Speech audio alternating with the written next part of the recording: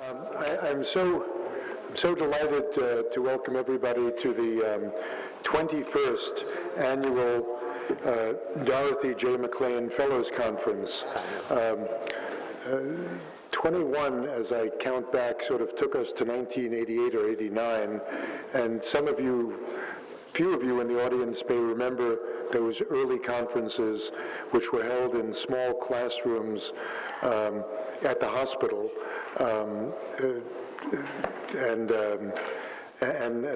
this is now 21 years later, and we're delighted to welcome you. The conference will focus this afternoon on health reform, and tomorrow on a range of topics in clinical ethics. Today's first session will be moderated by Dan Sulmasy, who's sitting immediately to my left, and Dan will take over from me in just a moment. I will begin, however, by introducing Jim Madera, who has kindly agreed to come to open the program. Jim Madera is a friend and colleague of many years, who was Dean of the Biological Sciences Division and the School of Medicine from 2002 through 2009, and was the CEO of the University of Chicago Medical Center in recent years, beginning in 2006. Jim has a distinguished academic background at Harvard and Emory, and has been a leading figure in American academic medicine for a long time. He's had 30 years of experience in managing and operating these complex medical systems, university and academic medical centers, and has been a senior executive for more than 12 years. On a very personal level, during Jim's time as the Dean of the Biological Sciences, with Jim's support in working with Barry MacLean and Stan Goldblatt, who I think I saw a moment ago. There's Stan, yeah. The MacLean Center embarked on an endowment program which enabled us to raise more than $12 million and to endow 5 professorships in the Biological Sciences Division and the Ethics Program, which is really quite extraordinary. And all of that happened on Jim's watch. And we're deeply, deeply grateful for Jim's commitment and support to the MacLean Center, to the Ethics Program. So it's with great pleasure that I welcome Jim Madera to officially open the conference. Jim.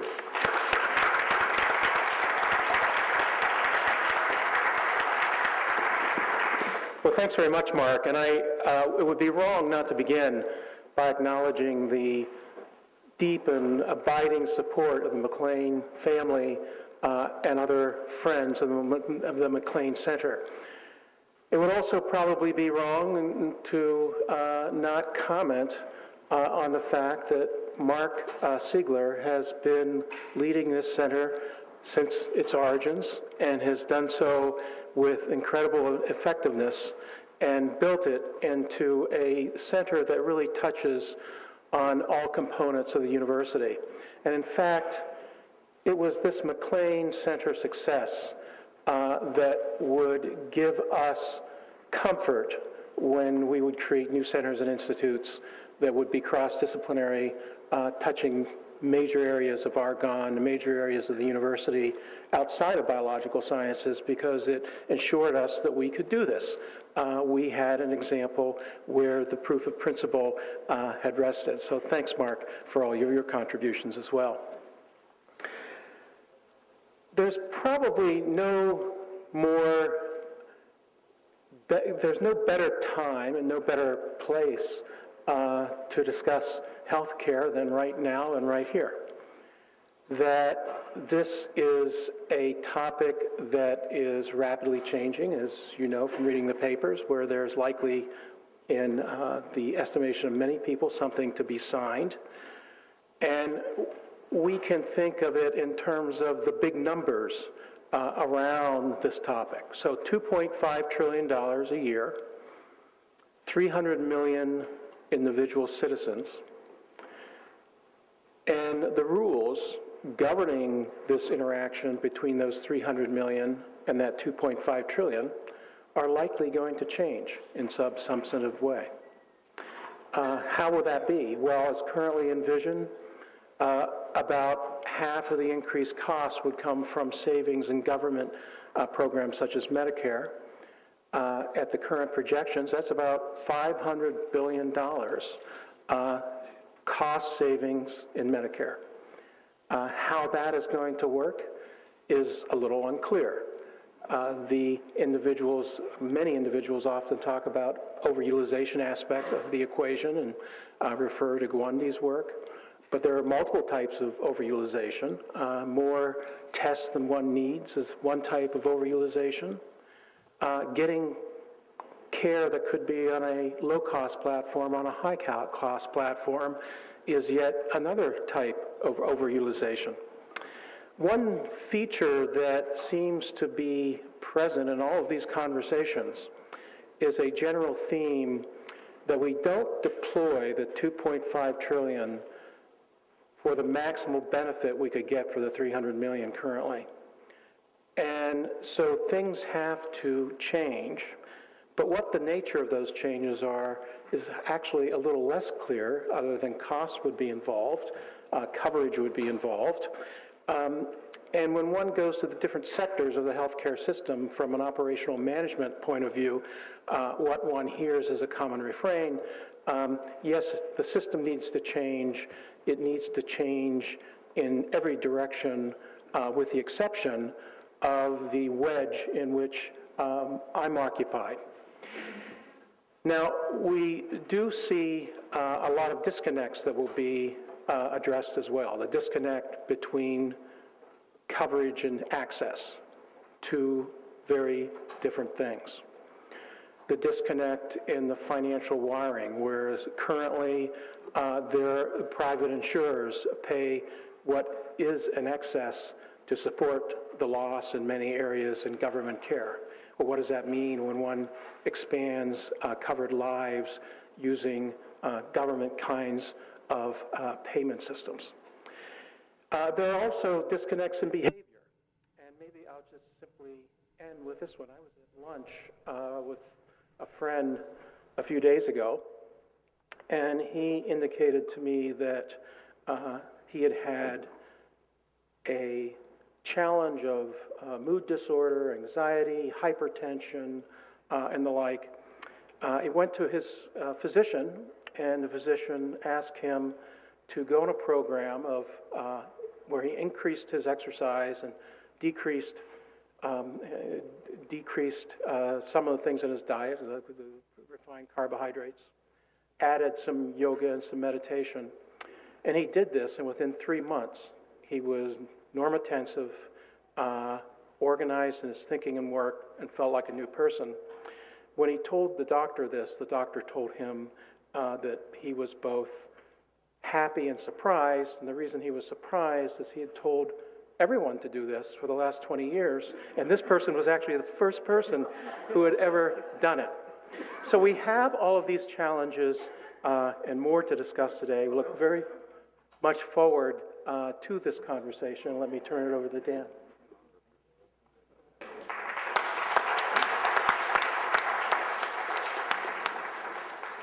Thank you, Dr. Madera, for that introduction that sort of sets the tone for this afternoon's panel on healthcare reform. My name is Dan Sulmasy. I'm the newest member of the faculty here in the MacLean Center. I'd like to add my welcome to those of others. And I don't want to detract from our excellent panel, so I'm just going to start with our first introduction. Our first speaker will be Dan Brock, who is the Francis Glessner Lee Professor of Medical Ethics in the Medical School and the Director of the Harvard University Program in Ethics and Health. He served as a staff philosopher on the President's Commission for the Study of Healthcare in 81 to 82, and in 93, we're going to hear a little bit about this from him, was a member of the working group of the Clinton Task Force on National Healthcare Reform. He's the author of several books: Deciding for Others, The Ethics of Surrogate Decision-Making, Life and Death, and From Chance to Choice, Genetics and Justice. He's a leading figure in U.S. bioethics, and I've got to now go through all my screens here, and slides are up, and now we can actually start. I can use this too. Yeah. Well, it's a pleasure to be here, and pleasure to be introduced by Dan Sulmasy. I first met Dan when he was the chief resident at Hopkins and on a search committee for someone to do the ethics thing that I was interviewing for. So he's now moved from a chief resident to an endowed professorship here, so congratulations. You may wonder why I have this funny-looking tie on, but this is the tie I bought at the Art Institute the last time I was out in Chicago. So let me begin. Oh, that's a pointer, okay. 1993 was not the first in past efforts at health reform. It was only the latest. Actually, if you're willing to include the Socialist Party, they proposed a system of national health reform back in 1904. Teddy Roosevelt also attempted to push through some health reform. In the late 1920s, there was a commission on the cost of medical care, which recommended compulsory tax-funded health insurance. Interestingly, FDR did not make health care part of the effort of the New Deal, and interestingly, because he, of course, had health problems of his own, but concentrated on Social Security and other social welfare programs. Post-war, post the Second World War, health insurance was made tax deductible, and that pretty well solidified the employer-based system that we still live with. Truman had an effort at health care reform, which the general consensus is was killed by the AMA. The Socialist Party was around in 1904 to propose it, but the name socialism got attached to health reform a number of subsequent times. Johnson worked for about 8 years before getting Medicare and Medicaid. I think the strategy there was to focus on, rather than across-the-board reform, to focus on two groups that were especially in need of health insurance. Nixon actually was very interested in this, and he'd had familiarity because he came from California with Kaiser, and so was interested in that kind of reform, but he got a bit diverted by Watergate and never got back to it. And then we went through a period of incrementalism, COBRA, S-CHIP, women's health, and so forth. And then Clinton came along in 1993. That was the first time there was an official ethics working group in one of these efforts, but that I was a member of. The standard critique, of course, I think, of Clinton's effort was he took too long. Now, if he took too long, Obama's taking more too long. The plan was too complex. It was 1,400 pages. Well, the House bill is 2,000 pages, so I rest my case on that one. And he left out Congress and the other stakeholders in the development of it, and that was a mistake, I think. And that's one Obama certainly learned in spades. Now, what about ethical principles of health reform? They certainly haven't really been articulated in the current effort. The House plan has been voted. Has anyone read the whole thing? You must have trouble sleeping at night. I haven't read the whole thing. The Senate plan, of course, hasn't been voted yet. There's a question of whether there'll be a filibuster of it. And then, of course, if it does get voted finally, there'll be a reconciliation process. So someone that I read the other day said, a theater reviewer doesn't review the play after the first act, and that's sort of where we are in health reform. But they have at least two dominant goals. One is obviously to expand health insurance, and that looks to be part of anything that's going to come along. And the other is to control the growth of healthcare costs. And that's a little more problematic how much they do that. The Clinton effort did actually articulate ethical principles to evaluate health reform. And they weren't closely tied to the Clinton plan, actually. Norm Daniels, who's a colleague of mine at Harvard, and I were on the ethics working group and actually developed those principles.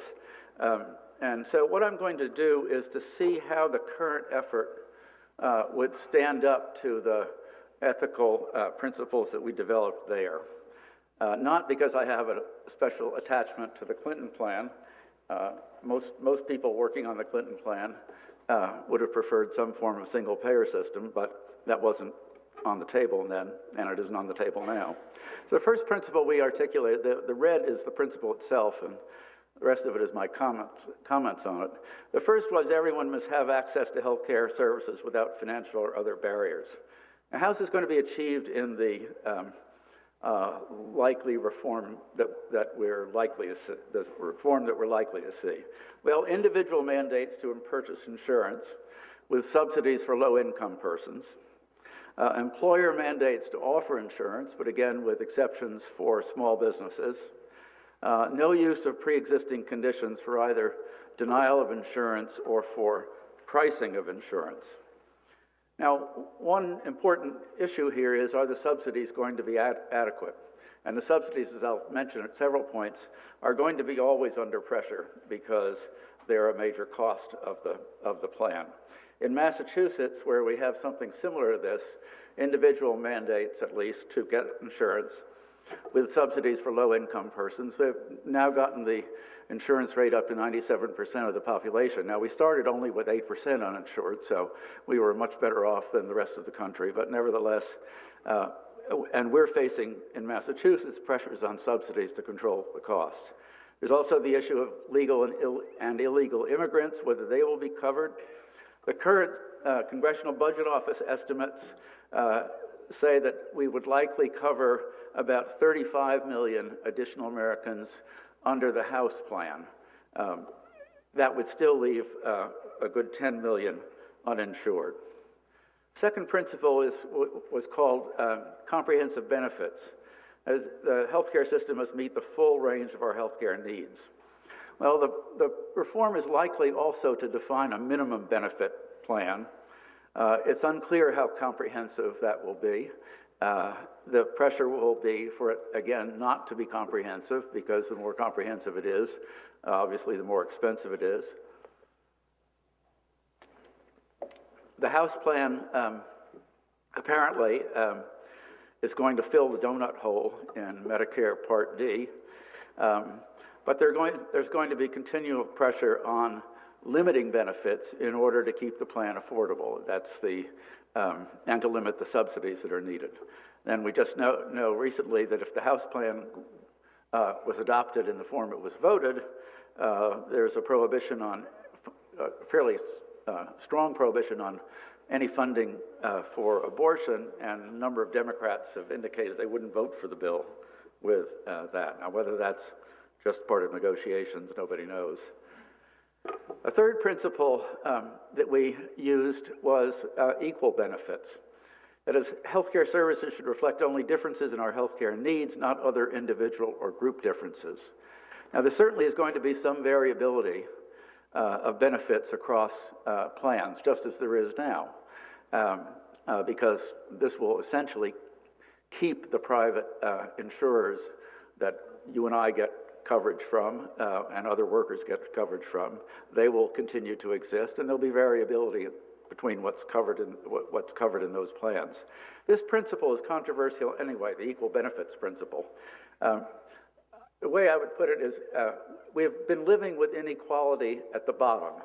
That is, we've had a minority of Americans without health insurance and then with much poorer access to health care than the rest of us. The majority of American public is satisfied with their health insurance. So What we may have here is inequality at the top. That is, it will still be the case that people will be able to get more than may be available to some others. That seems to me an inequality which is much less worrisome than inequality at the bottom. We know that racial and gender disparities in the use of health care are only partially tied to insurance, so it will take other efforts to deal with that. Fair burdens. This principle said we should spread the uneven costs and burdens of meeting our health care needs across the entire community. And the second part of that was our payments for health care should be based on ability to pay. The ethical rationale for this, I think, is the idea that differences in health care needs are largely undeserved. Now, that's not entirely the case. There are many health care needs that are the product of behavior that could be changed and isn't changed, like all the other patients, except for your friend. So there is a problem of responsibility for healthcare needs that comes into conflict with this principle. This is essentially community rating. Only a single payer system would spread the costs across the whole society. And here, I think what we're likely to see is costs spread across specific plans. There will be more community rating with the denial of the ability to price on the basis of healthcare, individuals' healthcare, but it will not be full community rating. And we'll have limited observance of an ability to pay principle. It's just unclear whether costs of employer-based plans will vary with subscriber income. Sometimes it does at Harvard, I know, some, but not a lot, and in many cases it doesn't at all. I think actually it's also controversial among the American public whether the cost of health insurance should vary with ability to pay. Another principle we called generational solidarity. The healthcare system must respond to our needs at each stage of our lives, and we must share its benefits and burdens fairly across generations.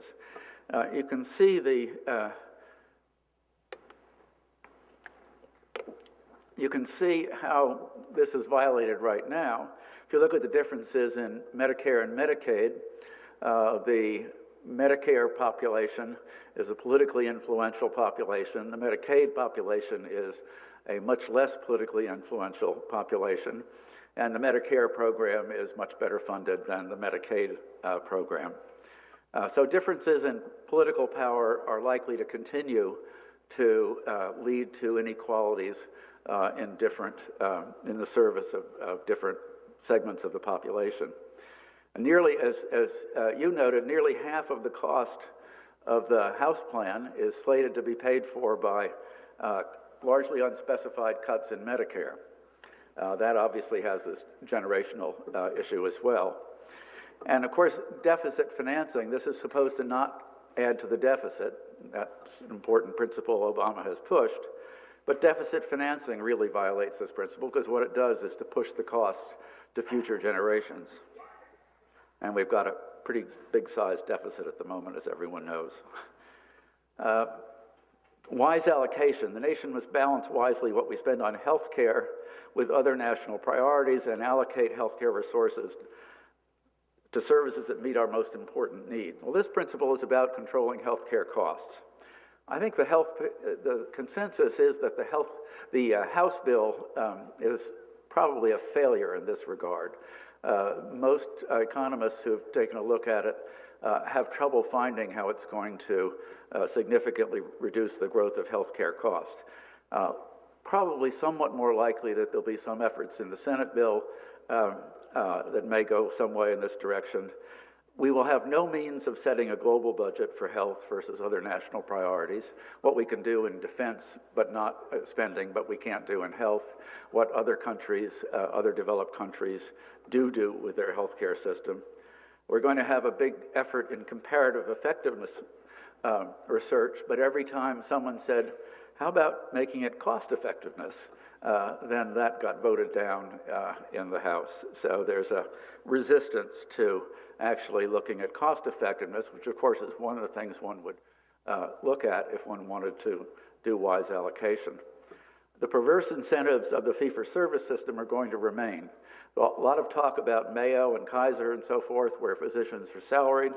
Massachusetts is proposing to change the payment system for physicians, is interested in bundling, but none of the changes that would fundamentally change the incentive system from the fee-for-service to something like salaried will be easy to bring about and probably won't be brought about.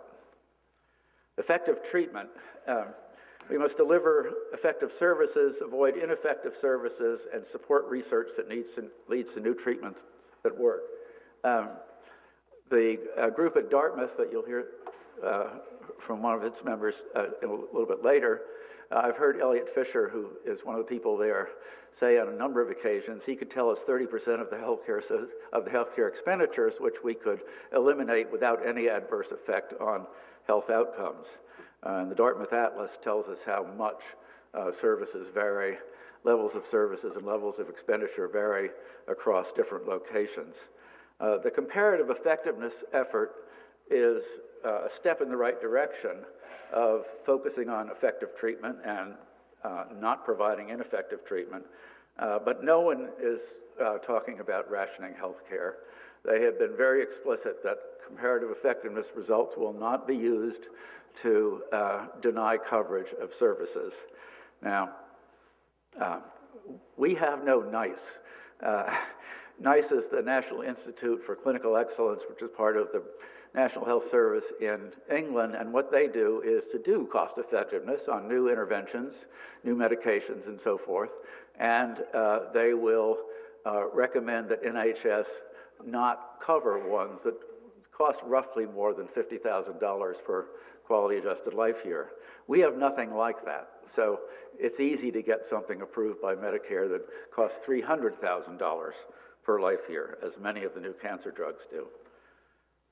The so-called Cadillac plans, question of whether there'll be a tax exclusion for health insurance, whether the tax exclusion for health insurance will be limited at all, even with so-called Cadillac plans, and that's unclear. But it's just an example of one of the efforts to control the growth of costs by making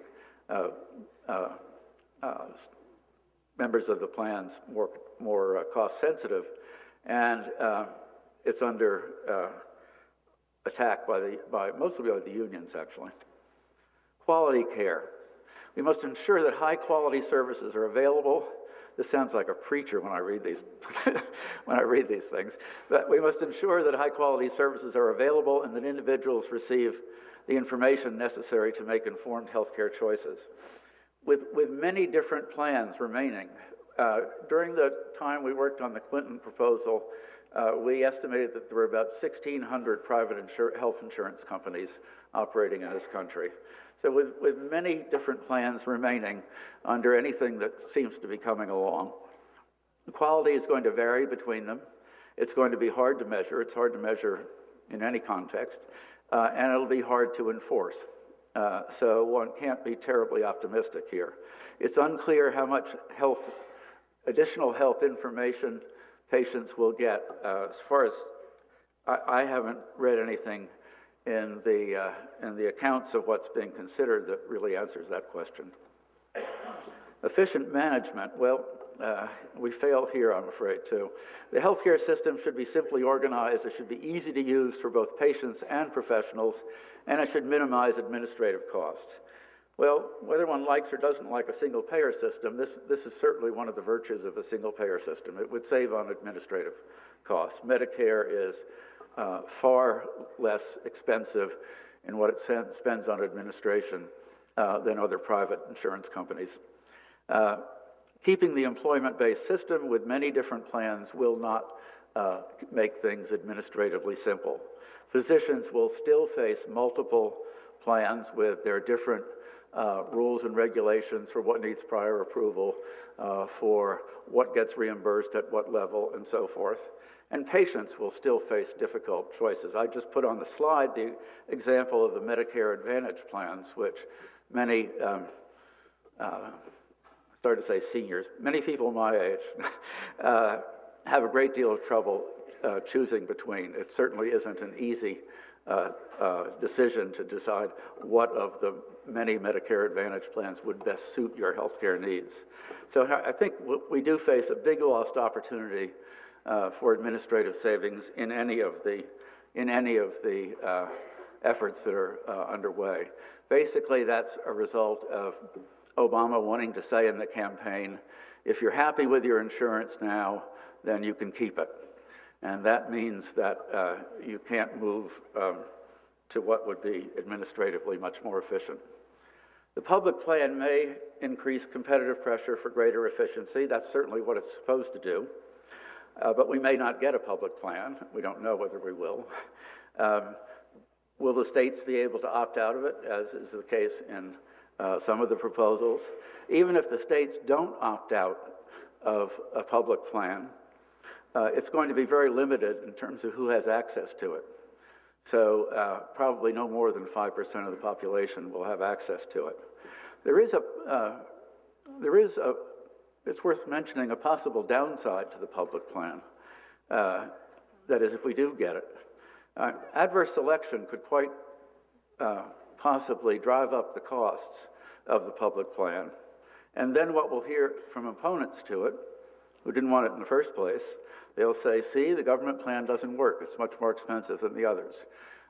So the public plan is not an unmixed blessing, I think. Health information technology is being pushed as a big cost saver. One of my colleagues, David Blumenthal, has gone down to Washington to lead that effort.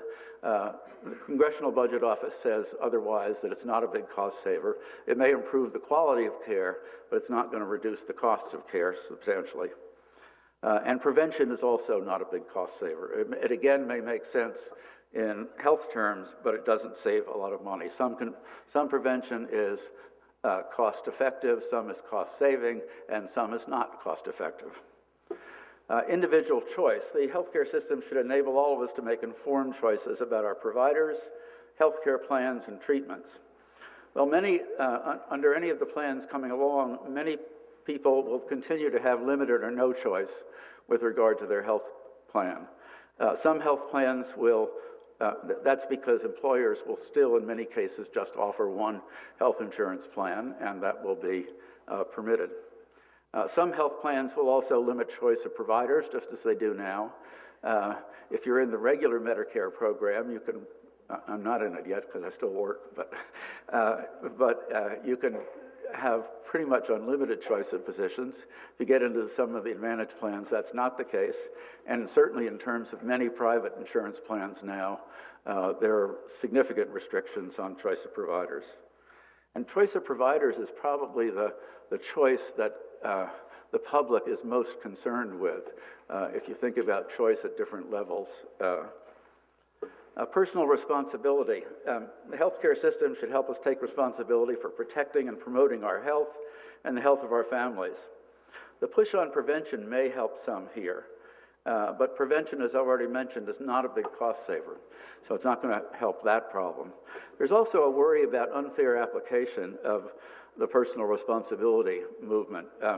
Some of you may be familiar with West Virginia Medicaid's plan that effectively has people signing a contract to do a variety of healthy things like coming in for checkups and so forth, keeping your appointments.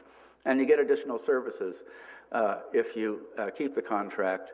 But you actually, if you don't sign the contract, you have fewer services than you would have had under the previous Medicaid plan. So it's penalizing, of course, people who are in some respects least able to effectively show up at the doctor's appointment the way all of us good folks do and so forth. Employer penalties for unhealthy behaviors are also becoming common, and they raise issues of fairness. It's not to say they are all unfair, but they raise issues of fairness. Professional integrity, it was hard to tell what this principle meant, I thought. The healthcare system must respect the clinical judgments of physicians and other professionals and protect the integrity of the professional-patient relationship while ensuring that professionals fulfill their responsibility. At least, well, the meaning, as I say, we never made very clear, I think. it's interesting to think, does evidence-based medicine constrain clinical judgment? Well, there's a sense in which it does, but there's also a sense in which it seems a good thing for it to do so. So it's a little bit unclear just how one wants to protect clinical judgment. Finally, fair procedures. This is just it's unclear at all what the reform will do. The idea here is that there'll be a lot of disputes about how this is working, just as there are a lot of disputes now in any health insurance plan between subscribers and the plan.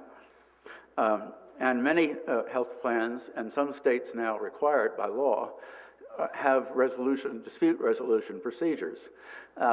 Whether the reform effort will do anything much here to increase that, to provide better procedures to deal with controversy is simply not clear. So here's my conclusion. I think I'm just about in my time frame.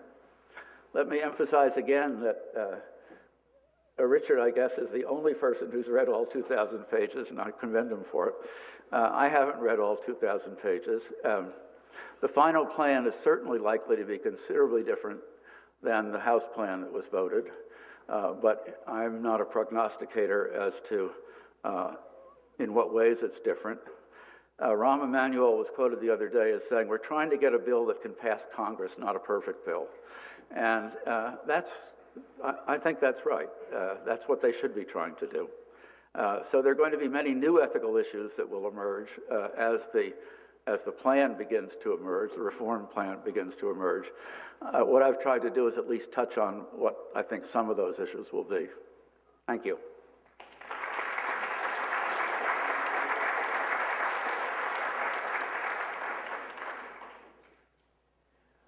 Thank you very much. We're going to try to have you save your questions till the end. We've had at least our first speaker staying right on schedule, which is wonderful. That's right, but good. And our next speaker will be Jeff Goldsmith. He's the president of Health Futures Incorporated, a firm that specializes in corporate strategic planning and forecasting about future healthcare trends. He's also an associate professor of public health sciences at the University of Virginia. And for 11 years, he was a lecturer at the Graduate School of Business here at the University of Chicago, teaching classes pertaining to healthcare services, management, and policy. And he's going to be speaking to us now about healthcare reform. Will it change the U.S. Healthcare system? Let's see if we'll get there. Great. Thank you very much. Good afternoon to all of you. It's really great to be here. It should also be noted that I worked in the Dean's Office of the Pritzker School of Medicine at the University of Chicago back during the Jurassic period. I was rescued from a life of crime in the Illinois Governor's Office by Dan Tossison, who was briefly dean here. And unfortunately, with this Blagojevich business, I've now had to explain to people that my governor didn't go to jail for the stuff he did during the time he was in office. That may seem, he went to jail for the stuff he did after he was governor. So we've tried to salvage our reputation for being a refugee from politics. So the question on everybody's mind here is, I guess I'm going to use the little arrow keys, right? Will Barack Obama succeed where the Clintons failed? And I think there's a lot of irony here that the president is agonizing over whether to double down on his troop commitment in Afghanistan, a country populated by medieval tribesmen living in mud huts and chewing on sheep bones. But he's charged into invading a country that's a whole lot more complex than Afghanistan. Our health system is the size of a large industrial nation. We'll catch Germany in 3 years. It employs 16 million people who are comprised mainly of the smartest 10% of everybody's high school graduating class, and which has the mass and scale of a large industrial nation. This is orders of magnitude far more difficult and risky than either Iraq or Afghanistan. Now, the president told voters during his campaign, I'm going to cut your taxes, I won't tax your health insurance premiums, You can keep your doctor and health plan if you like. Only the wealthy will pay more. Those are those malfactors that brought us the financial crisis. I'll reduce your health premiums by $2,500 a year, a particularly notorious campaign promise. And finally, oh, by the way, I'm going to provide health insurance coverage to everybody who needs it. Now, these actually were all in his campaign documents. When you look at them all at once, the thing that strikes you about them is there's no way on earth that you can do all of those things at the same time. It requires a Reagan-esque suspension of disbelief to accept that you can do all of these things at once. But then, of course, if you've been watching presidential campaigns for a while, you know that there are certain unspoken rules about what you can and can't say about your health platform during a presidential campaign, and here they are. 1, you have to pander to your base, or you don't get the nomination. 2, don't wake the dragon. That's the $2.5 trillion worth of economic activity that Jim Madera talked about in his introduction. The last people that actually went to slay the dragon were eaten and had their bones spat out on the sidewalk 15 years ago, so you don't want to do that. Don't blame the voters. This is very important. Let's not talk about the fact that a third of them are obese, all right, that 20% of them smoke, that there's a huge amount of self-inflicted wounds. Talking about personal responsibility in the middle of an election campaign is really foolish, and it's interesting. Mike Huckabee actually broke this rule by talking about his personal journey and trying to control his own weight. You'll notice that he didn't get the nomination. Don't total up the cost of the promises, because then people will ask you where you're going to get the money, and that's something you absolutely don't want to talk about during a presidential campaign. So it's not exactly a real-world set of constraints. By the time you filter all this stuff, your platform through all those rules, you basically end up talking in gibberish. Now, the president's campaign for health reform really began in August of 2008. They began transition planning long before the election was completed, because it was clear they were going to win. It was led by Clinton White House staffers. John Podesta was the chairman of it. And the crew that were working on health reform were haunted by the failure of the Clinton reforms and vowed not to repeat the mistakes that they felt they had made during that time.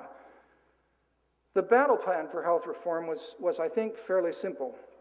Instead of ignoring Congress and dropping a 1,400-page bill on them, there was very insistent efforts made to co-opt Congress.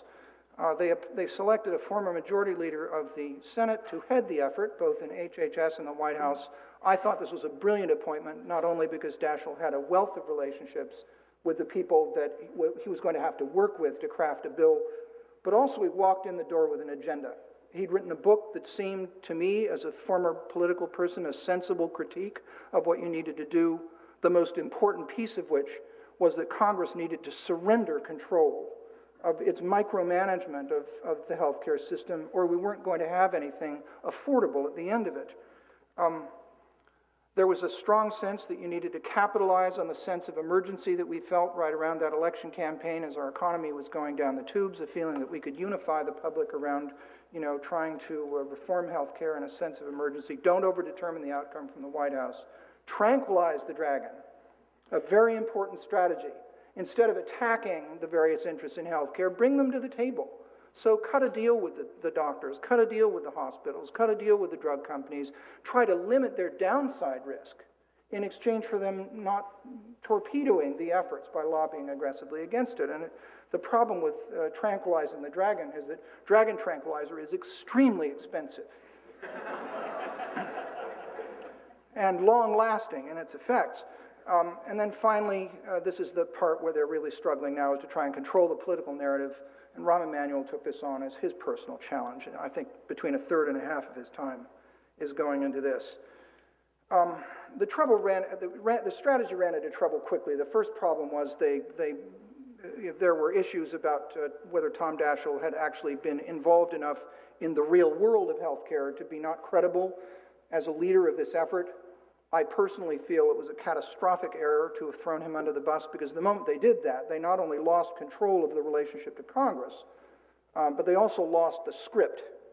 And it cost them about 4 months worth of crucial time, during which, as you will see, Congress was busy throwing trillions of dollars worth of taxpayer money at trying to fix the economy. Those bailouts angered the public, damaged Congress's standing with people, and because the president had to sign the bill, committed political capital that the president was going to need to do this.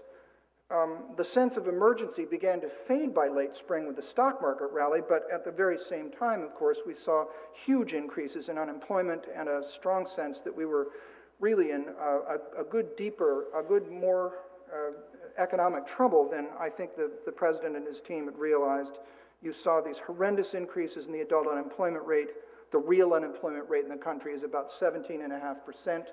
If you include the folks that are looking for jobs and have given up or have ceased looking for jobs because there aren't any, and people that are working part-time that want to work full-time, almost 30 million Americans fall into one of these three categories. Something that one could argue is a much larger problem than the inequities that our previous speaker talked about, and horrendous losses in jobs that went all the way on into the first 8 months of the president's term. Now, a week or 10 days ago, after laboring for months, the House of Representatives passed what, in my view, I haven't read the whole thing, I've only read pieces of it. I had trouble sleeping afterwards. I believe it's a deeply flawed piece of legislation. It's an exercise of authority without responsibility, mandating benefits, essentially federalizing the employer benefit, without responsibility, meaning without reducing the cost or even creating the potential for reducing the cost, and without compassion, meaning that the subsidies are inadequate for most Americans to be able to afford the coverage which they're mandated to purchase, particularly younger people who are going to end up paying perhaps $400 or $500 a month because of the price bands that have been put in the bill. You can only vary by double. That was an effort to make insurance more affordable for us older folks who were uninsured, but at the price of probably tripling or quadrupling what young people would otherwise be paying. It's financed by raising taxes on individuals and small businesses, not only increasing the top tax rate, but putting in effect an 8% tax on employers if they don't offer the coverage themselves. No meaningful delivery system reforms, and not provably deficit neutral. Of course, you can always get to deficit neutrality if you put 6 years of spending next to 10 years of, or six years of spending next to 10 years worth of revenue. That's a bad slide there. The problem with mandating benefits, which is the core behind this idea of mandating that individuals purchase it and mandating that employers provide it, is that you have to define what's covered, exposing yourself to the political process. What the House bill represents is a politically defined benefit. Because if you actually have to write in statute what people are entitled to, that benefit becomes a political vehicle for organized factions like the anti-abortion folks, and it also becomes a political Christmas tree festooned with worthy causes, like Massachusetts, which has 43 mandated benefits, each one of them a worthy thing to do in the abstract, in vitro fertilization, chiropractic care, you name it. It's very difficult for an elected representative to vote against any one of those things when you create a political structure of mandating benefits. You know, and this was, I think, Daschle's genius, is that he saw this clearly and proposed removing both coverage and payment policy from congressional oversight. When Daschle went down, there was no one to make that case. And that's the principal thing that's missing from the House bill. Well, there's actually a lot of things. But H.R. 3962 also damaged the coalition that would otherwise have supported universal coverage, and it alienated three key liberal Democratic constituencies: the single-payer types, who really viewed the public option as a down payment on single payer, because there is no robust public option in the House bill. Women, with a dramatic expansion on abortion restrictions, in effect applying the Hyde Amendment rules to private insurance purchased through the exchanges, and Hispanics, with provisions that many people feel are prejudicial to the interests of immigrants, legal or not. And it also trapped the moderate Democrats. And I define a moderate Democrat as someone who needs independent and Republican votes to get reelected. And there are going to be 435 of those folks here in a year, and a significant number, I think 39 or 40 people in the Senate, by the taxes on small businesses and by lacking cost controls. Delivery system reforms, at least in my judgment anyway, these are all demonstration projects or pilot projects, because the reality is that none of these ideas, which have some merit or interest in them, are well enough defined that you can really say whether they work or not. The accountable care organizations, I think we may hear a little bit about that from our next speaker, there are a lot of communities that I visited where this is a great idea, where hospitals and doctors actually are working together to try and control and manage the spending that takes place in a community. But there's a lot of other places that I visited: Dade County, Florida; McAllen, Texas; Las Vegas, Nevada, where the provider community has been organizing to avoid accountability for their costs diligently for the last 20 years, have organized themselves into de facto or actual monopolies, where there's only one cardiology group in town, only one radiology group in town, only one hospital in town. And taking the idea of the accountable care organization into communities like that is sort of like going into southern Helmand province with a bunch of agricultural extension experts and advising the poppy growers and the Taliban to grow arugula instead and take up yoga. It's not going to work very well.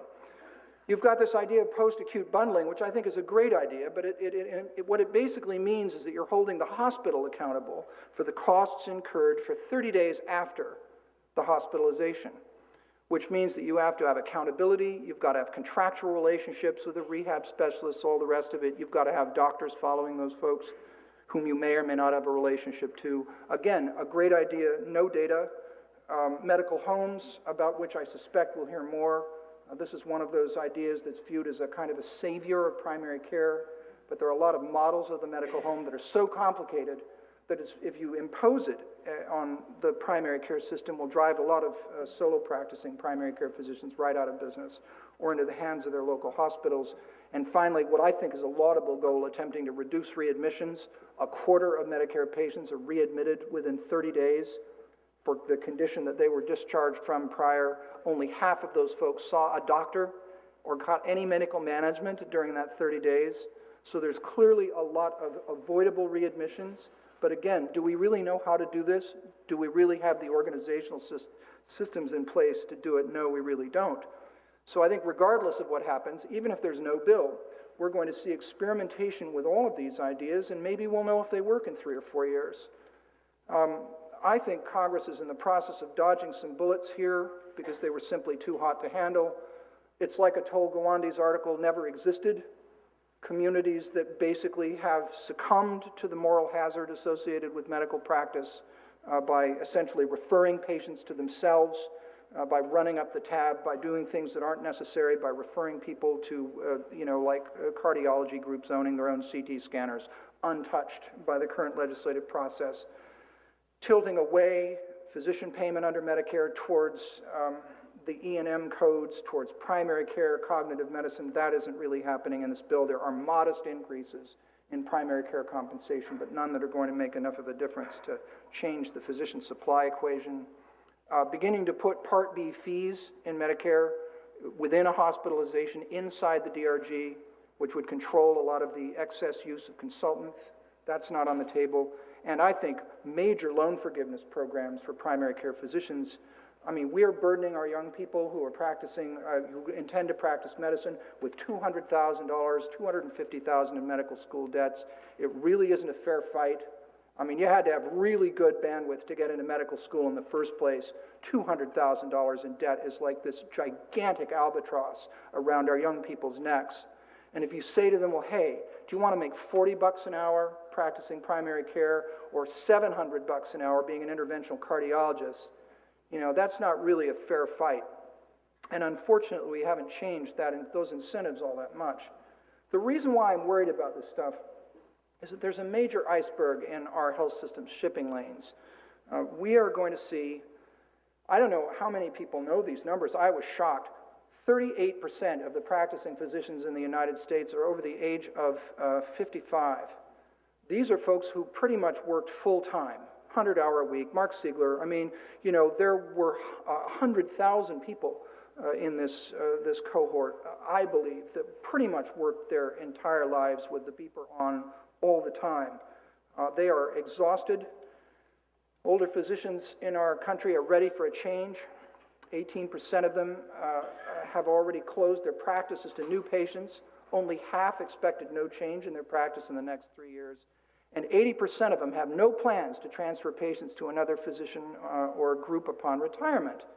Now, these folks are frozen in place because the crash has devastated their retirement plans. But the moment we get a significant recovery in the NASDAQ, we're going to see a huge cohort of baby boom docs who are exhausted and really don't want to be practicing medicine anymore move on. And today, at the end of 2008, Merritt Hawkins, which is a physician recruitment firm, surveyed 11,000 practicing docs in the United States and asked them the question, if you had the financial means, would you? And 45% of the practicing physicians, not just the people over 50, but the younger people, said they would retire if they were financially able. Physician work priorities are also changing. Young people who have looked at the burned out older folks in their physician communities are going, you know what? I want a balanced life. I don't want to work 80 hours a week. I don't want to succumb to stress claims, have a nervous breakdown, whatever it is. I actually want a balanced life. I want to raise a family. I want to have, I want to do other things besides practice medicine 80 or 100 hours a week. 80% of the physicians under 50 who are already in the marketplace would reduce their hours if they could afford to do so. And 43% of the physicians under 50 are either interested in working part-time or are already working part-time. So you see what the dynamic here is. 100-hour-a-week people leaving, 30 to 40-hour-a-week people entering. There's a huge, both qualitative and quantitative gap here. And I'm afraid that what happens with health reform is that we will have a large increase in insured lives due to health reform. 20, 30 million, it's a big number.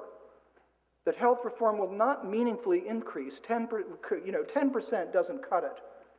10% increase in primary care physician comp is just going to catch people up to inflation for a couple of years. With the economic recovery and rebuilding of retirement portfolios, I expect a mass retirement of baby boom docs. Most retiring docs will blame health reform for their decision, not because they weren't going to do it anyway, but because health reform didn't change materially the economics of their practices. Hospitals will attempt to take up the slack and lose billions of dollars in doing so. And appointment waiting times will double in many communities, as they did in Massachusetts after Massachusetts enacted comprehensive health reform, and emergency rooms will overflow with newly insured people who we were supposed to be getting out of the emergency room because now they have insurance, right? So the consensus scenario about health reform, our previous speaker kind of alluded to this, is the president gets a bill and signs it in February. I think that's how long it's going to take under the best case. I think the conference itself, if we get a Senate bill, is sort of a nightmare. It's not going to feel like Medicare. It may be even longer than 1,900 pages.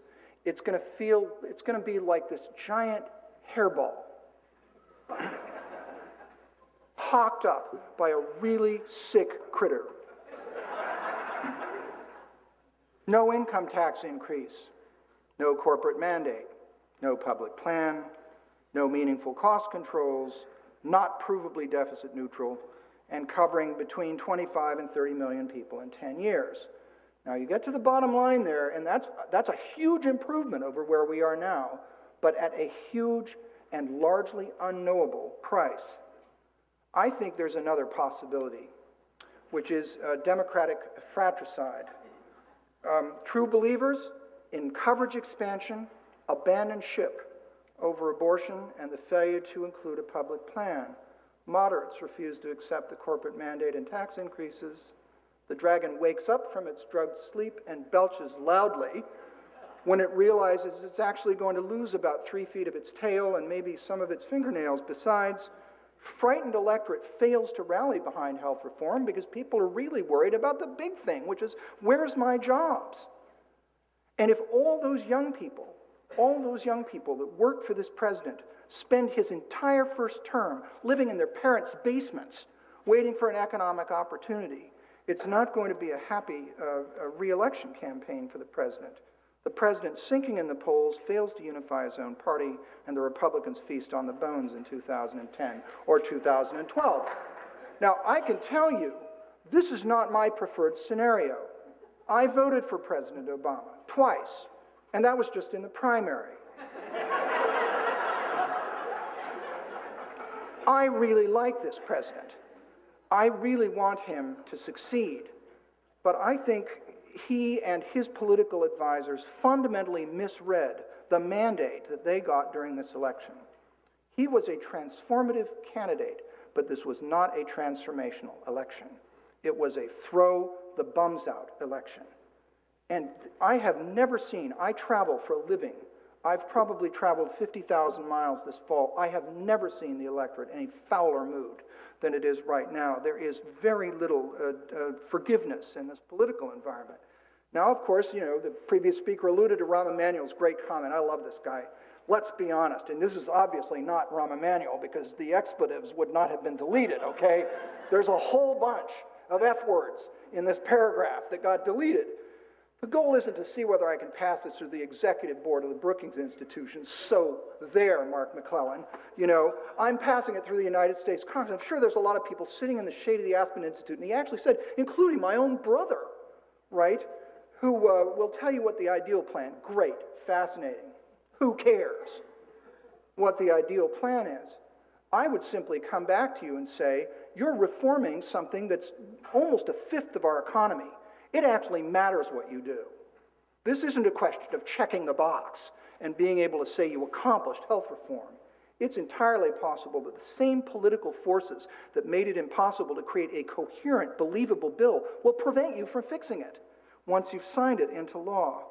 I love Jacob Hacker's comeback to Rahm's comment. He said, we shouldn't let the terrible be the ally of the expedient. So I always end with the peaceable kingdom. This is obviously not what's going on here right now. Let's hope for the best, and maybe things will work out okay. Thanks for having me here. PhD in history from Duke University, served as I did on the Osler Medical Service at Johns Hopkins, did a fellowship in general internal medicine at the University of Pennsylvania, and is the author of many books and articles on topics such as the history of race discrimination in healthcare, but importantly in this case on the history and impact of federal programs designed to expand generalist physician and dental training in the United States. She's going to talk to us about Title VII and the rebirth of U.S. primary care. Preston? Thanks, Dan.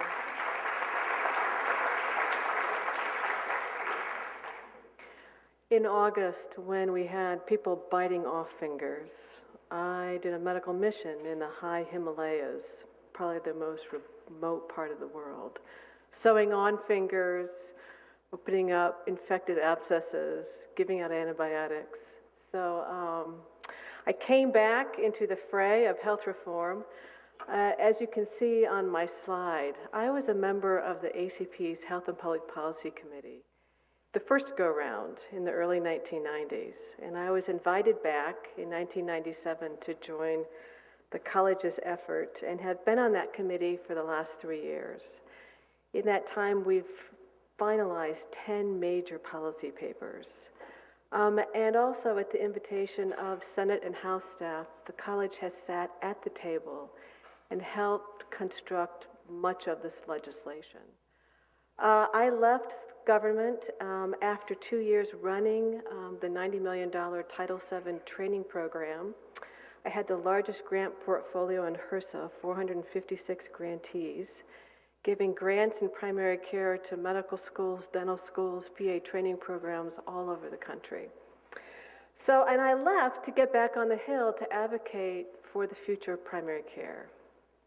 So when Mark called me and said, would you consider speaking? I said, well, let's use the opportunity to talk about what Title VII has given us in terms of infrastructure in primary care in this country. And let's see, how do I move these slides? I'll do it here. And so my goals are to talk about workforce planning, the history and contributions of Title VII. In 2008, and we'll talk about this a little bit later, put together a special issue of Academic Medicine focused specifically on this program. This was one of my projects as a MacLean Fellow in 2006, 2007. But we'll also talk about the current climate and the need for a workforce commission and what legislation has directed to this. And then the crisis in primary care and what the various proposals are in the legislative proposals that we have in the House and the Senate. I was invited by the Senate to help them draft the workforce section of the HELP bill. And as you might not be surprised, it's largely a huge expansion of Title VII. But to understand where we are today, we really need to start back 100 years ago. And as many of you know, Abraham Flexner, working under the Carnegie Foundation, surveyed 155 medical schools in this country. And here you will hear my role as a historian. And he proposed closing all but 36 of those schools. And his proposals were so radical, he actually had death threats against his life. But he moved from the Carnegie to the Rockefeller and used the largesse of the Rockefeller Foundation to dramatically transform medical education in this country. And between the late 1890s, 1900 to 1929, we actually had the closing or the merger of 92 medical schools, finally leveling off around 76 in 1929. And as you can see from this slide, we also get a decrease in the number of medical students, but we also have a gradual increase in the number in the population at large. There's only 3 new medical schools that come online between 1920 and 1950, and yet, with the call of increased number of physicians and dentists, both medical schools and dental schools increased capacity up to 35% with the same number, relatively the same number of institutions. That year, 2 scholars, Dietrich and Benson, published a comprehensive survey of medical schools where they document that this 35% expansion is really creating severe financial crisis to medical schools across the country, as well as dental schools. And they really are the first scholars to propose for federal intervention in health professions training in this country. There was a widespread opposition among the deans of medical schools, and between 1953, when you get the publication of the President's Commission on the Health Needs of the Nation, which is the first federal commission predicting a shortage of both physicians and dentists, and recommending for the first time federal funds. Between 1953 and the late 1950s, the executive vice president of the WMC lobbies really hard the deans of medical schools in this country, and they, by and large, completely turn around. At the end of that decade, we have 3 major federal reports, all of them calling for expansion of 20 to 24 number of medical schools, 22 dental schools, all with matching federal and private investment. There's one report, the Jones Report, published in 1960, that also calls for major federal investment in loans and scholarships for minority and disadvantaged students. So the landmark legislation comes around in 1963, the Health Professional Education Assistance Act. And in fact, they commit $175 million for construction funds alone and $30 million for loan and scholarship funds. And as you see, this ushers in what I'll describe 4 major phases of Title VII funding. And we're now entering into potentially our 4th phase. The second piece of legislation lobbied for by President Johnson was really in 1965 in the wake of passage of Medicare and Medicaid. And many of you may not know, but that legislation alone brought on board 25% of the population who were the first time now covered through 2 federal programs, their costs previously going uncompensated in many hospital and ambulatory settings.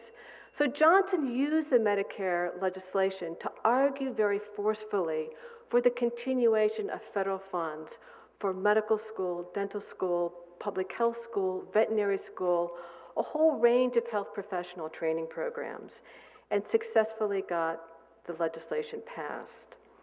So phase 1 runs from 1963 to 75, phase 2, 76 to 91.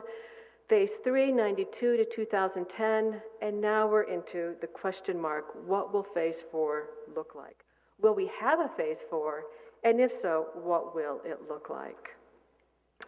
So let's go back to Phase 1. There are 4 major pieces of legislation. The first one in '63, which is the landmark legislation, ushering in for the first time federal funds for medical health professions training.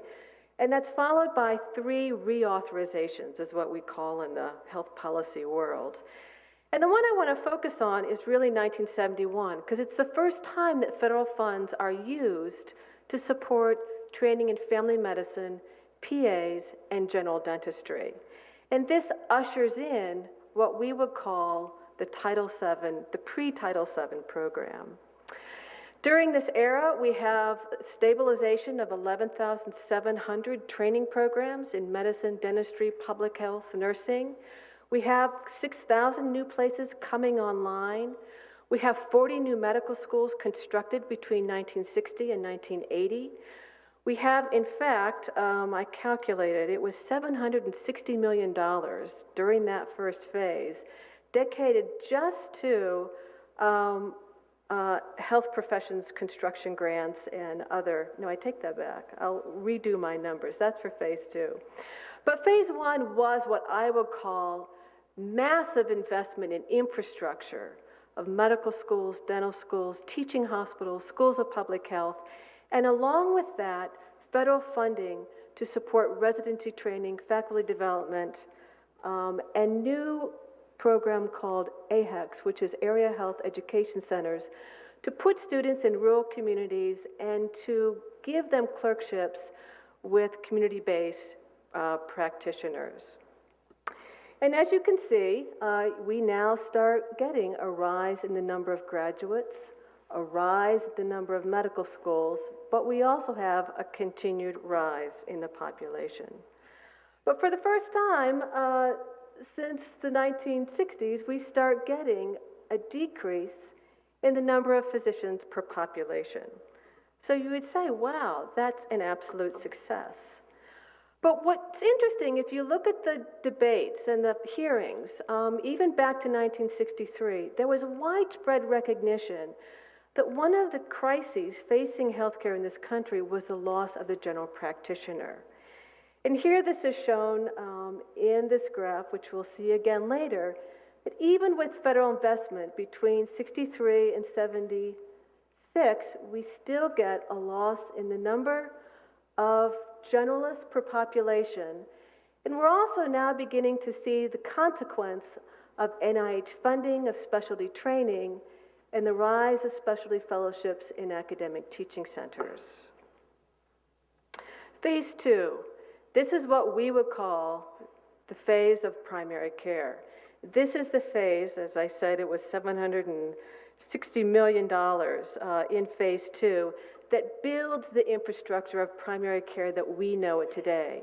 It creates departments of family medicine, it creates divisions of general medicine, divisions of general pediatrics, it creates faculty training programs, expands PA training, general dentistry, and for the first time legislatively, defines primary care as family medicine, and general pediatrics.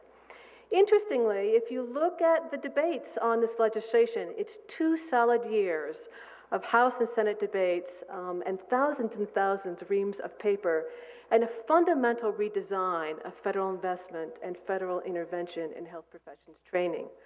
Gone completely are the funds that support medical school expansion. Gone completely are the funds that help institutions build teaching hospitals. All of the construction funds go into the construction of ambulatory training centers, which medical schools continue to use. There are 2 pieces of legislation that expand on the basic portfolio, and by 1988, we have residency training in family medicine, general pediatrics. We have predoctoral training in both family medicine as well as the general medicine disciplines of medicine and pediatrics. And then we have fellowships that take shape during this period. And the last piece of legislation in '88 is a widespread effort to increase the number of minorities and students from disadvantaged backgrounds with new scholarship and loan programs and faculty loan programs as well. And as you can see, the impact of Phase 2 is in fact an increase in the number of journalists per population, but that is really just dwarfed by the rise of funding from NIH that's supporting subspecialty fellowships for medicine, pediatrics primarily. There's two major reports in Phase 2 that change the nature of federal funding. One is the 1980 Geminic report that predicts a major surplus of physicians. The second one is the 1986 COGME report, which supports the Geminic findings and again says we're going to have too much physician wealth. So I would say that what we entered was a policy of default. Rather than say this country needs more generalist practitioners, the president's budget, beginning in 1980, completely eliminated federal support for primary care. And it never returned until 2010 with the president's budget of Barack Obama. And what we get, beginning in the early 1980s, is a rise in the number of foreign medical graduates as a means to start addressing the geographic maldistribution of physicians, because a J-1 waiver program, visa program, requires these individuals to spend up to 3 years in an underserved community practicing primary care. So rather than continue the investment of federal funding in primary care, we allowed foreign medical graduates to come in and fill that void. So what were the accomplishments? There were 390 family medicine residencies that were established. There were departments of family medicine established in every medical school but 10, in every school of osteopathy. There were, as I said, divisions of general medicine and pediatrics created, as well as fellowships.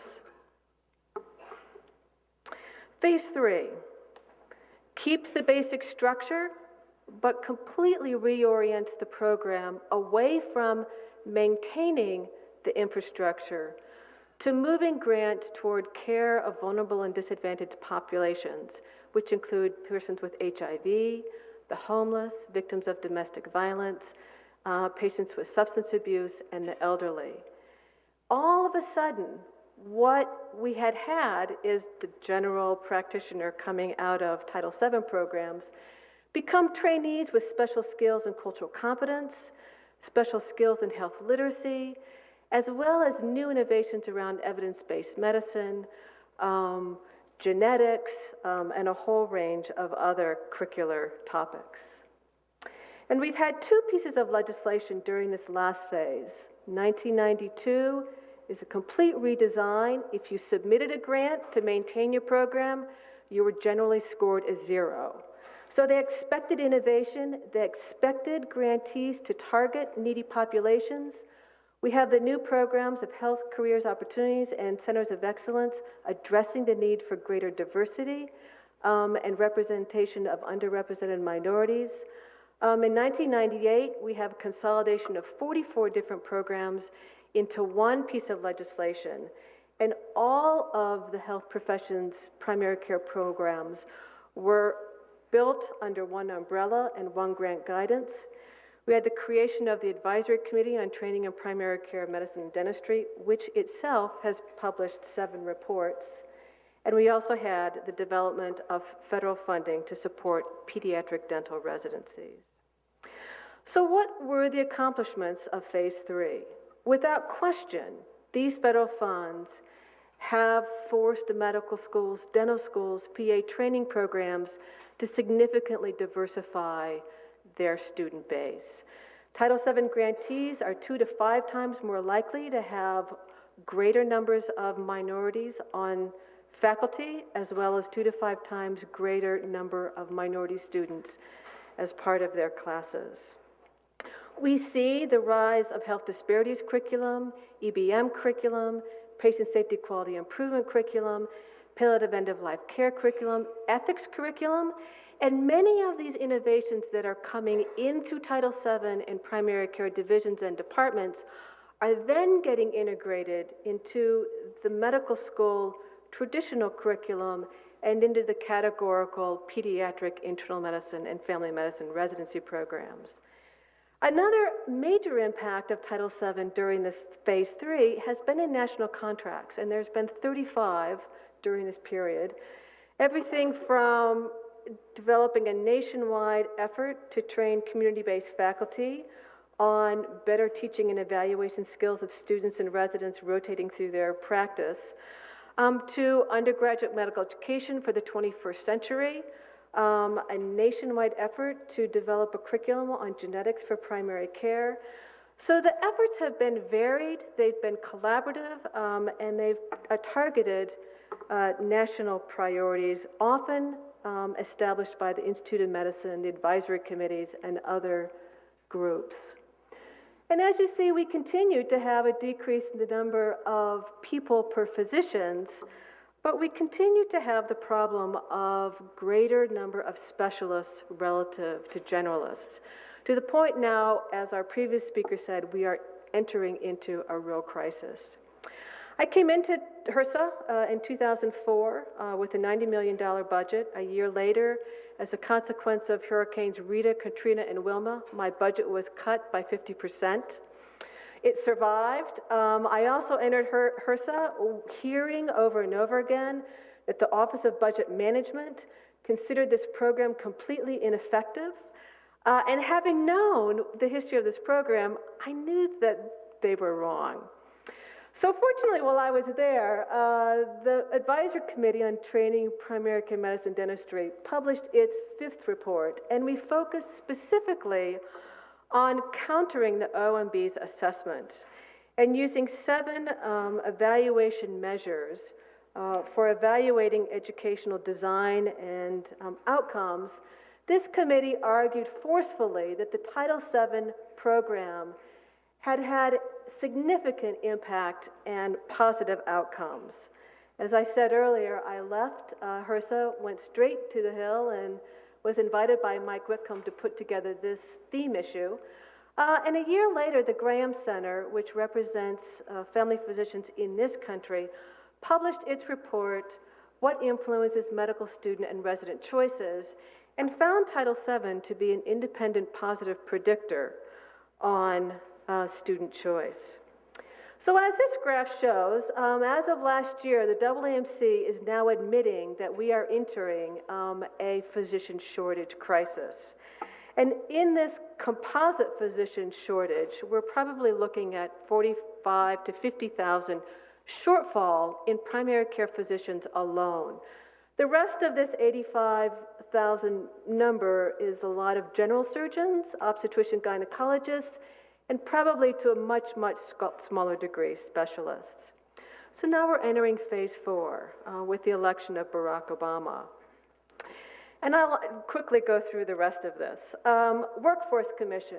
The Association of Academic Health Centers, in its report, Out of Order, Out of Time, calls for the need for a workforce commission as probably the most important thing for health reform to achieve in this country.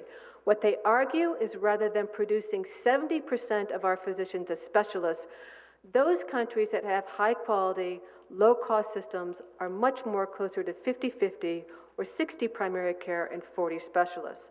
And they would argue the only way we're going to get to the right number of physicians relative to nurse practitioners, PAs, is if in fact we at a federal level set these workforce targets.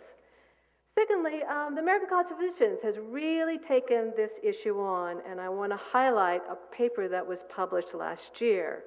It was a review of 100 articles published in the literature, and we had 10 conclusions. And you can see them here, that when compared to other developed countries, we rank the lowest in primary care functions, the lowest in healthcare outcomes, and the highest in spending. Primary care has a potential to reduce costs and maintain quality. States with higher ratios of primary care physicians have higher health outcomes. Individuals living in states with higher ratios of primary care physicians are more likely to report good health, and that primary care physicians are associated with longer lifespan. We deliver similar care at lower cost when compared to specialists. We provide better preventive care, reflecting our ability to manage the whole patient. We reduce hospital admissions and therefore costs by reducing avoidable hospitalizations. And then looking at 5 out of 16 ambulatory care-sensitive conditions, we found that, in fact, the rate of hospitalizations increased between 1994 and 2003, suggesting a worsening in access. And the bottom line was an increase in one primary care physician per 10,000 population led to a reduction in overall spending and an increase in the state's quality score, versus an increase in one specialist led to increasing costs and a reduction in quality score. So another big impact on what the Hill was doing was this article. It made its way into almost every staff office, and I think really argued effectively why federal funding should again be directed to this program. So between 2009, 2010, you have 4 major reports that are all saying we need an investment in primary care. There are effective strategies to do that. And what was the consequence? Without question, Capitol Hill woke up. I have been lobbying Capitol Hill ever since I was president of AMSA in 1986. And this is the first time I have ever seen the Hill so charged, so energized, so aware that primary care had to be part of the solution. And the ACP, along with other professional organizations, really got mobilized. So with the House bill, you're going to see, we're going to go through that briefly, major investment in revitalizing primary care. In the Senate Finance does not have jurisdiction. The Senate Help Committee does. And as I said, it reauthorizes Title VII for 14 years and triples the amount of money that's currently going to it. It also includes new programs around the patient-centered medical home and a comprehensive workforce analysis center. So what's in the House bill? And this, I'll close with this. It increases loan and scholarship dollars. It reauthorizes Title VII. It adds new training programs for the patient-centered medical home. It redistributes unused GME slots to primary care, which are estimated at 1,000. It provides funding to train residents for the first time in many years in community-based settings. And it expands significantly the National Service Corps and allows for the first time part-time engagement with loan eligibility. It expands funding for preventive health and preventive medicine training grants. It has a new program on cultural and linguistic competence. It creates a new commission, a single commission charged with looking at workforce for the entire country. And it also invests heavily in the nursing profession, advanced nursing practitioners as well as doctors of nurse practitioners. It increases salary 5% to primary care physicians, which many would argue is not going to make a difference, 10% for physicians working in underserved areas. And based on the CBO estimates, it's going to provide $64 billion over the next 10 years to primary care, which is the largest investment of any other health sector. But let's get real. What do students say about their interest in primary care? They're not interested. Why?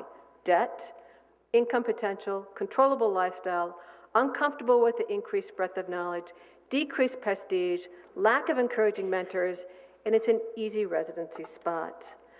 So will all of this huge investment in the House bill and the Senate bill actually translate into a revitalized primary care? I would argue no, unless there's a fundamental change in medical school and internal medicine residency training environments to promote and encourage primary care as a rewarding place to spend one's lifetime in medicine. I've spent my life in primary care, and I would not want to be anywhere else. But in many settings, I am the Lone Ranger. And I think that may be why. Thanks.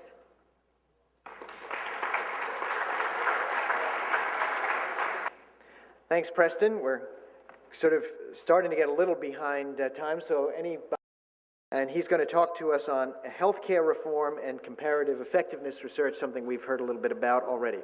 Thank you. Thank you. Thank you. It's a pleasure to be here, and I congratulate Mark and MacLean. Center for the incredible work that they've been doing. I think one of the things that's left out of the healthcare legislation is the patient, since that's what it's about. There's very little language that actually talks anything about the patient. At the Dartmouth Institute, our tagline is where knowledge informs change, and I think the issue that's the problem with healthcare is that we're flying the healthcare airplane without any instruments. And I don't see the measurement in the legislation that actually tells us it's going to be better. We might employ more docs, for example, because the population's growing and the ratio goes down, but does that actually mean we have better health care and better outcomes? And I think the issue is we need the data to do that. And I think my colleagues, Dr. Winberg and others, actually set the stage for doing that long before I showed up at Dartmouth. Which button do I push? Sorry, same question for every speaker. Does this work? It doesn't work. Which one? Enter? Enter, good. So meanwhile, without any data, the airplane's going to crash, and we all are familiar with the kinds of costs that we're facing as a nation, and there's no rational person that would say that we don't need to control the cost.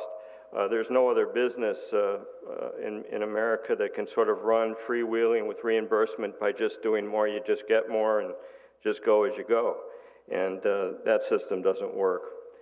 So who is the trusted source for data, and what is this comparative effectiveness all about? The president talks about the red pill versus the green pill, and Uwe Reinhardt gave this example. And it's sort of amazing to me that we just don't know about the green pill and the red pill. The patient comes to the doctor, they take what they're given as a prescription, and there's all kinds of articles written where the cheapest thing actually works better, less complications, but you know, who knows, who tells, don't ask, don't tell. I guess the issue is, I'm not sure that the public would like to know that just 11% of the current 2,700 recommendations for heart patients are not supported by the scientific literature, or only 11% are supported by the scientific literature. In a $2.7 trillion healthcare, or 17% of our GDP, why would anyone really oppose the kind of research that challenges this kind of imagination and investigation into what actually works and whether it's cost effective or not? And I sort of look to Consumer Reports that many of you read. We know a lot about toasters and cars and computers and cameras, but very little about one of the most precious things we all value, and that is healthcare.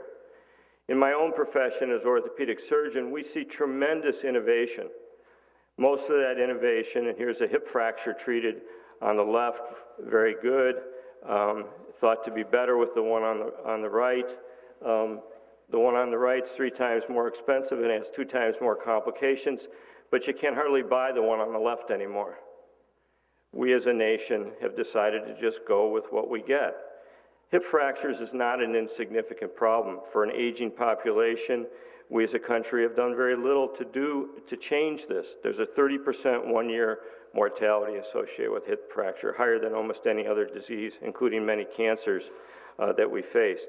There's no system in the FDA or through Medicare or any government agency to actually do post-market surveillance on the things that we actually implant into patients or the drugs we give. Now, geography is destiny. The Dartmouth Atlas, started by Jack Winberg, really has been telling this story since 1974. Today, people in Washington are listening, but I'm not sure they're willing to make the tough changes to do what has to be done to change the U.S. healthcare system and provide care for all Americans. Just having insurance does not mean you get good health care. Just having a computer does not mean you have good health care. Geography is destiny is just an example of paper Jack and I did looking at the state of Florida, dividing it in half, looking at 3 common orthopedic procedures, hips, backs, and knees, and we found out, just depending on where you live, the likelihood that you're going to receive one of these procedures. It's not about the incidence of disease, it's not about the patient's symptoms, because these are all adjusted for that, and there's many other studies now from Canada confirming this. But just imagine we all worked at the level of Miami, which is the lowest rates there on the East Coast of all these procedures.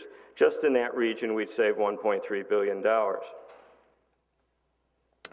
Comparative effectiveness, I sat on the Institute of Medicine committee that actually did this report. It was the fastest report ever done by the Institute of Medicine because Congress wanted it, I think, within 90 days. But we were told we could not talk about cost at all. So don't bring that up. We don't want to hear about that. That didn't seem appropriate. We did the best we could. We looked at a synthesis of the information to compare the effectiveness of alternative methods to prevent, diagnose, treat, etc., the various things that are available and how you might look at these to cause a rating system. And again, I'm reminded of the Consumer Report. If you look in Consumer Report about cars, you can find out not about the cost, but how the engine runs, problems with the cars over a period of years, etc. Now here's again the other problem with healthcare reform. This is a study published in the New England Journal recently on a procedure that colleagues of mine do, and maybe you do here, called vertebroplasty, which is putting cement into a compression fracture of the spine, usually occurring in older people with osteoporotic compression fractures. 2 studies were done in the New England Journal, both of which were randomized, placebo-controlled trials that showed no benefit to vertebroplasty. Yet, even the physicians, the group in Australia and the US was where these came from. The Australians said they don't think there's any place for this in routine care. They have a different health system. In the US, the doctors that did this work said, to tell them it doesn't work flies in the face of my everyday experience. This was somebody who was in the study. So they don't plan on stopping doing this procedure despite 2 randomized controlled trials. In the group on comparative effectiveness, we said, well, what really should be studied? With the American Recovery Act, there was $1.1 billion put out for some of the GO grants, challenge grants, things you're probably well familiar with, $400 million to the Secretary. And actually, over 50% of the suggestions by our committee were to change the healthcare delivery system. And as was spoken about in the previous discussions, there's nothing about that. In fact, that's the real challenge of how we do that as a nation if we're really going to reform the healthcare system.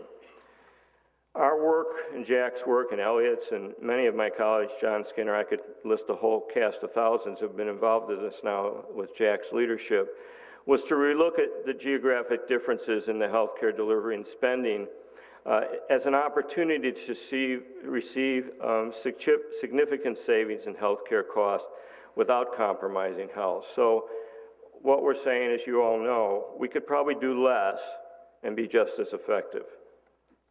And in fact, I'll show you, I think we could do almost $1 trillion less.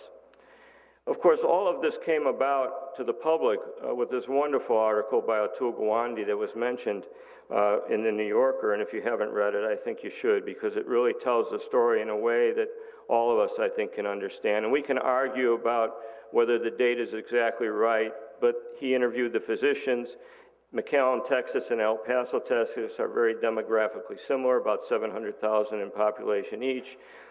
Same kind of insurance, et cetera, issues, and don't forget these are Medicare patients we studied, or he studied from our data.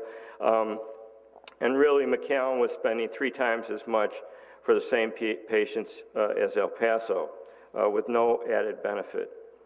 And Jack's work and Elliot's and others has gone on for a long time, showing where we actually spend more money in this country, in any area of the country almost, uniformly, there are worse outcomes.